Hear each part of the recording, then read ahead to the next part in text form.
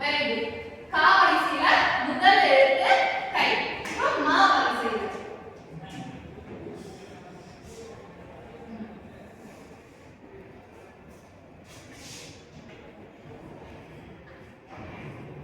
Very good. My.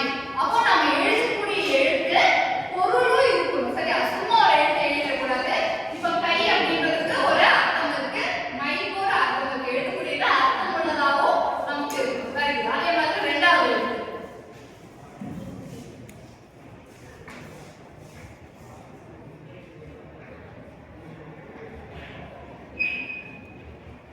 Very good. காய். காய் அப்படிங்கிறது நம்ம கனி வகைகள்ல பழுக்காத காட்ட நம்ம சொல்லுவோம். Very good. அதே மாதிரி இப்போ மா வரிசையில ஈரேழு மலை.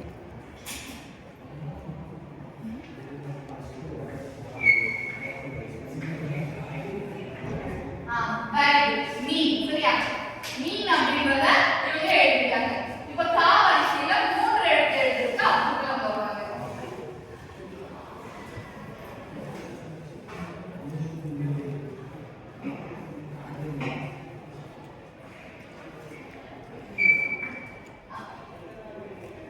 காகம்.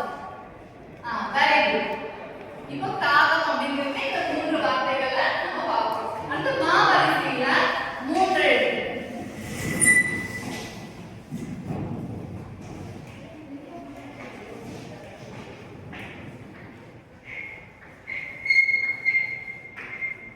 Very good. மலர்.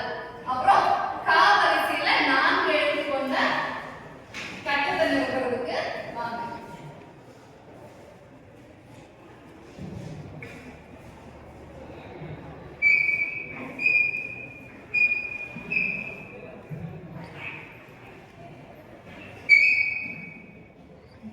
Very good. காந்தல் அப்படிங்கிறது ஒரு மலர். சரியா? ஏன்னா இந்த காலத்துல காந்தல் மலர் அப்படிங்கிறது நிறைய பேருக்கு தெரிய மாட்டேங்குது. சரியா? Very good. அடுத்து மகர வரிசை.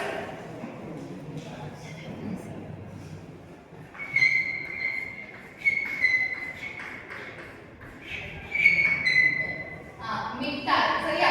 ஆனா இதுல ஒரு நமக்கு குழப்பம் என்ன அப்படின்னா இந்த வார்த்தையை நம்ம பயன்படுத்தக்கூடாது. மிட்டாய் அப்படிங்கிறது தமிழ் கிடையாது. நம்ம இங்க எழுதுறது முழுக்க முழுக்க தமிழ் சார்ந்த வார்த்தைகள் மட்டும் தான் பயன்படுத்தணும். சரியா? மிட்டாய்க்கு நம்ம தமிழ்ல வேற சொல் நம்ம பயன்படுத்துவோம். நம்ம இதுல இருந்து நம்ம என்ன கத்துக்கிறோம் அப்படின்னா நம்ம தமிழ் சொற்கள் எது அப்படிங்கறத நம்ம உணரணும். சரியா? அடுத்து கா வரிசை.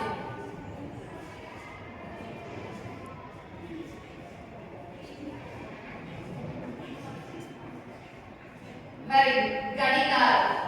இப்போ மகர வரிசையில 9 கட்டங்களை இவங்க வந்து நிரப்புவாங்க.